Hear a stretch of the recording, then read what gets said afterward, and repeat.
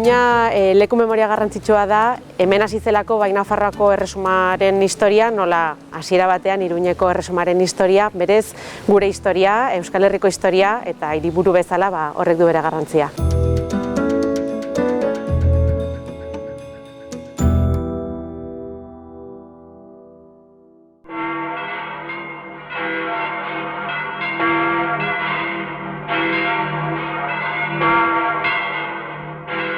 Bai Iruña hasiera batean hemen baskoiak zeuden, baina gero Kristaurreko 75. urtean Pompeio handia, general erromatarra hona etorri zen eta negoa pasatzeko kanpamendu militar bat bertan kokatu zuen eta horrekin jaio zen Ponpailo hiria kasu honetan. Beraz, biri horiek bai baskoian nola erromatarra justo Nabarreria Burgo horretan bizi izan ziren, elkar bizi izan ziren eta horrekin hasiko da Erdi Aroko Iruñeko historia eta erresumaren historia.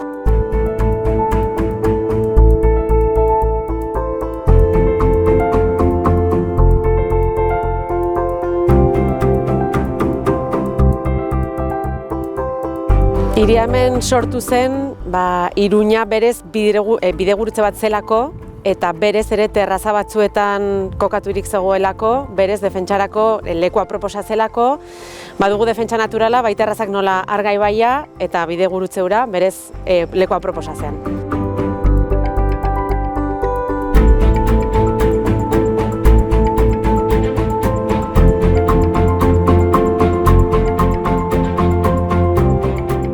Zazpireunda 78. urtean, Karlomagno hemendik pasatu zen Zaragozako bidean, eta bertan porrota jasan zuen Zaragozan eta bueltatzerakoan Iruña suntsitu zuen, baskoien hiri nagusia baitzen, berarentzako botere kontrolatu beharreko boterea zen, beraz hiria erabat suntsitu, harresiak erabat bota eta hemendik joan zen.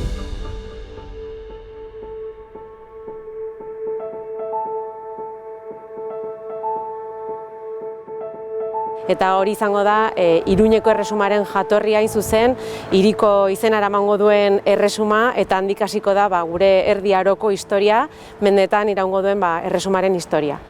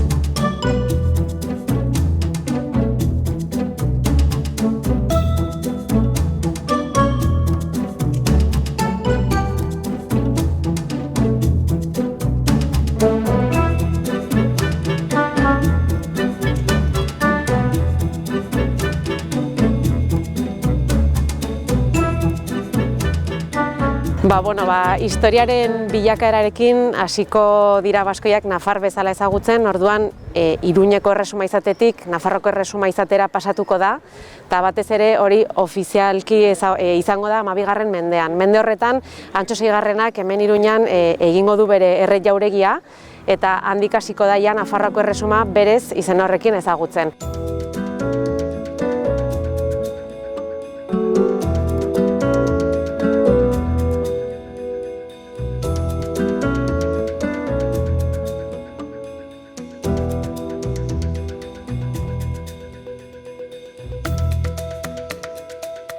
Iruñak hiriburua izanik, hemen bilduko dira estatu horretako edo erresuma horretako erakunde guztiak, hemen izango dugu adibidez Gonduen Ganbera, izango dugu erre jauregia, katedrala berez ere, nolabaiteko botere izango du, erregeekin beti gatazken medioz, eta berez erakunde guztiak hemen izango ditugu, naiz eta gorteak ibiltariak izan.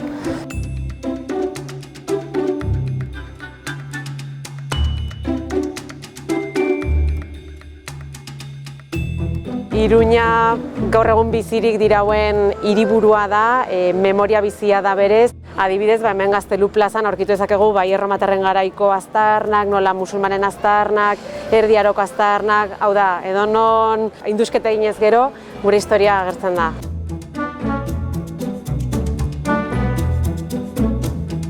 gaur egungo Iruñak mantentzen du aintzineko erresumako hiriburuaren historia guztia.